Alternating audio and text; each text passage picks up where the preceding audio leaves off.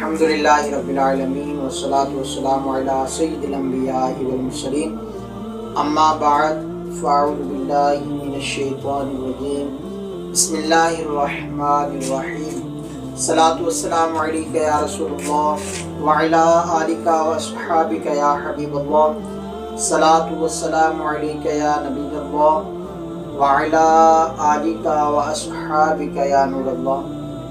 فرمان آخری نبی محمد عربی صلی اللہ تعالیٰ علیہ وآلہ وسلم، آقا کریم صلی اللہ علیہ وآلہ وسلم کا فرمان عالی شان ہے۔ فرمایا کہ کنجوس ہے وہ شخص کہ جس کے پاس میرا ذکر ہو اور وہ درود پاک نہ پڑھے۔ ہم مسلمان ہیں، ہمیں چاہیے کہ آقا کریم صلی اللہ علیہ وآلہ وسلم کی ذات مبارکہ پر زیادہ سے زیادہ درود پاک پڑھنا چاہیے۔ دن ہو یا رات ہو، کوئی بھی وقت ہو، درود پاک ایک ایسی عبادت ہے کہ یہ ہر وقت جس وقت بھی پڑھا جائے، چاہے وہ زوال کا وقت ہی کیوں نہ ہو، یہ ایک ایسی عبادت ہے کہ یہ قبول ہی قبول ہے۔ کیوں نہ ہو کہ ہمیں ہر وقت درود پاک پڑھنا چاہیے۔ ایک صحابی رسول صلی اللہ علیہ وآلہ وسلم خدمت حاضر ہوئے آقا کریم صلی اللہ علیہ وآلہ وسلم کی بارگاہ کے اندر، عرض کرتے ہیں یا رسول اللہ صلی اللہ علیہ وآلہ وسلم کہ مجھے تلقین فرمائیے کہ میں دن اور رات کے اندر کتنا درود پاک پڑھا کروں۔ کیا مجھے یہ چاہیے کہ میں دن اور رات کے ایک حصے کے اندر درود پاک پڑھا کروں اور بقیہ کام کیا کروں؟ آقا کریم صلی اللہ علیہ وآلہ وسلم نے ارشاد فرمایا کہ بہتر ہے تیرے لیے کہ تو اس سے زیادہ پڑھ درود پاک۔ پھر عرض کرتے ہیں یا رسول اللہ صلی اللہ علیہ وآلہ وسلم اگر آپ حکم فرمائیں تو میں دن کا آدھا حصہ یا درود پاک پڑھا کروں اور بقیہ جو آدھا حصہ ہے وہ کام کیا کروں۔ آقا کریم صلی اللہ علیہ وسلم نے فرمایا کہ تیرے لیے بہتر ہے کہ اس سے زیادہ پڑھ۔ عرض کرتی ہیں یا رسول اللہ صلی اللہ علیہ وسلم اگر آپ حکم فرمائیں تو میں 3 دن کے جو حصے ہیں وہ درود پاک پڑھا کروں اور ایک حصہ جو ہے کام کیا کروں۔ آقا کریم صلی اللہ علیہ وسلم نے فرمایا کہ بہتر ہے تو اور زیادہ پڑھ۔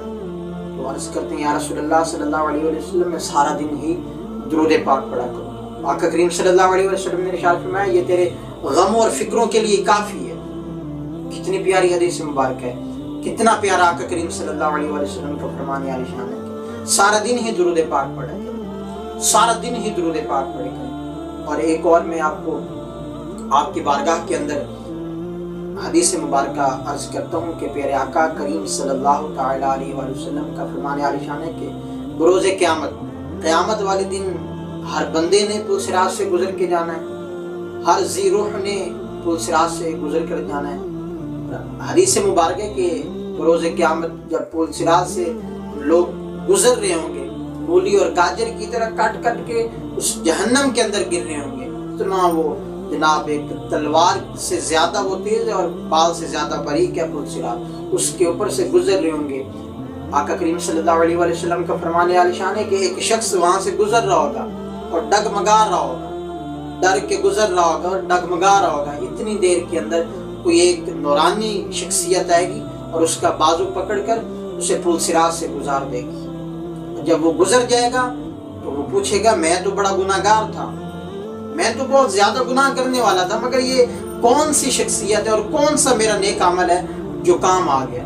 اب وہ کیا شخصیت کون ہوگی؟ وہ اب فرمائے گا کہ تو نے دنیا کے اندر ایک مرتبہ درود پاک پڑھا تھا، یہ ایک مرتبہ جو تو نے درود پاک پڑھا تھا یہ اس کی برکت ہے، میں درود پاک ہوں تجھے پل صراط سے گزار دیا۔ کتنی شان ہے درود پاک پڑھنے والے، کتنا اللہ پاک مقام عطا فرماتا ہے درود پاک پڑھنے والے کو۔ اور آقا کریم صلی اللہ علیہ وآلہ وسلم کا فرمان عالی شان سنیے، پیارے آقا کریم صلی اللہ علیہ وآلہ وسلم کیا فرماتے ہیں درود پاک کے متعلق۔ آقا کریم صلی اللہ علیہ وآلہ وسلم کی خدمت بابرکت کے اندر ایک دن جناب جبرائیل امین حاضر ہوتے ہیں۔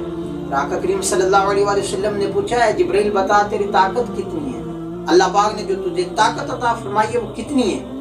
جناب جبرائیل امین عرض کرتے ہیں یا رسول اللہ صلی اللہ علیہ وآلہ وسلم اللہ پاک نے مجھے اتنی طاقت عطا فرمائی ہے کہ اللہ پاک نے دنیا کے اوپر جتنے درخت بنائے ہیں نا ان سب کے میں پتوں کی گنتی کر سکتا ہوں۔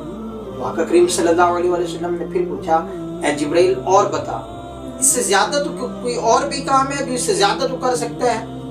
تو جناب جبرائیل امین عرض کرتے ہیں یا رسول اللہ صلی اللہ علیہ وسلم اللہ پاک نے روئے زمین کے اوپر جتنی ریت پیدا فرمائی ہے میں اس کے ہر ذرے کو گنتی کر سکتا ہوں۔ تو آقا کریم صلی اللہ علیہ وسلم نے پھر پوچھا بس یہی کام کر سکتے ہیں، اس سے زیادہ بتا؟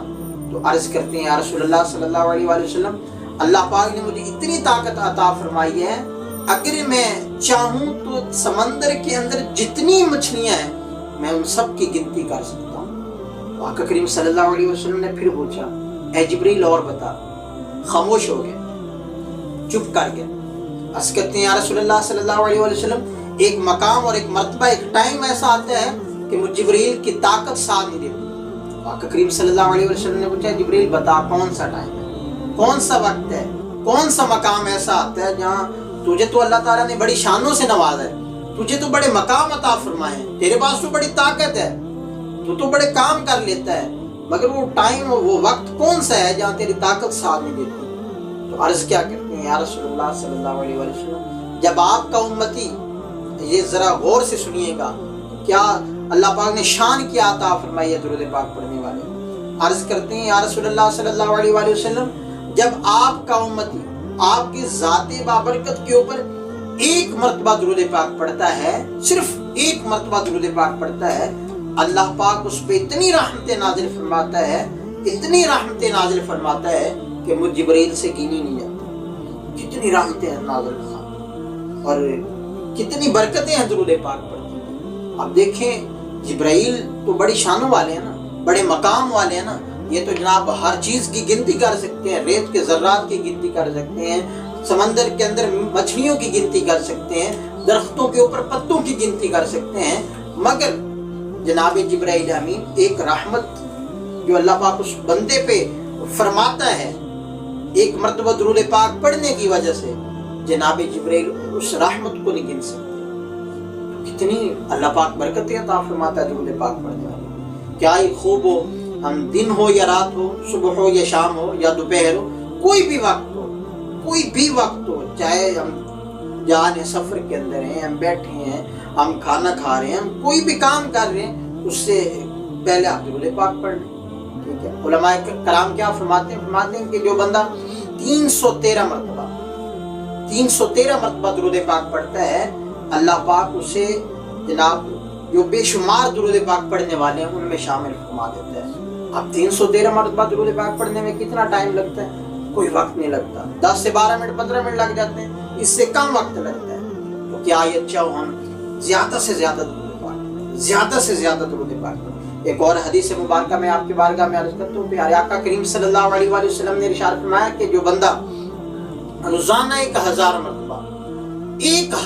مرتبہ درود پاک پڑھتا ہے، آقا کریم صلی اللہ علیہ وسلم ارشاد فرماتے ہیں کہ وہ بندہ اس وقت مرے گا نہیں، اس وقت تک اس بندے کو موت ہی نہیں آ سکتی جب تک وہ اپنا جنت میں گھر نہ دیکھ لے، جب تک وہ جنت میں اپنا گھر نہ دیکھ لے۔ آقا کریم صلی اللہ علیہ وسلم نے ارشاد فرماتے ہیں وہ بندہ مر نہیں سکتا، اس بندے کو موت ہی نہیں آ سکتی۔ وجہ کیا ہے؟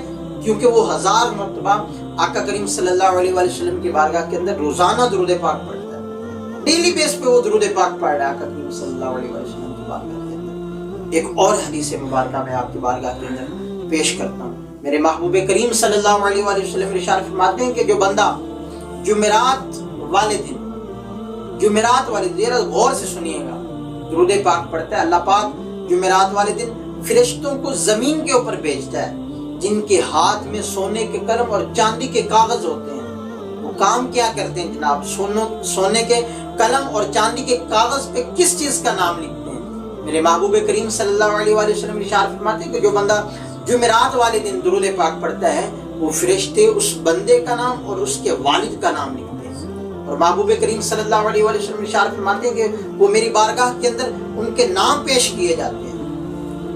آقا کریم صلی اللہ علیہ وسلم کی بارگاہ کے اندر اس بندے کا نام پیش کیا جاتا ہے جو آقا کریم صلی اللہ علیہ وسلم کی بارگاہ کے اندر درود سلام پیش کرتا ہے جمعرات والے دن اور جمعے والے دن پر۔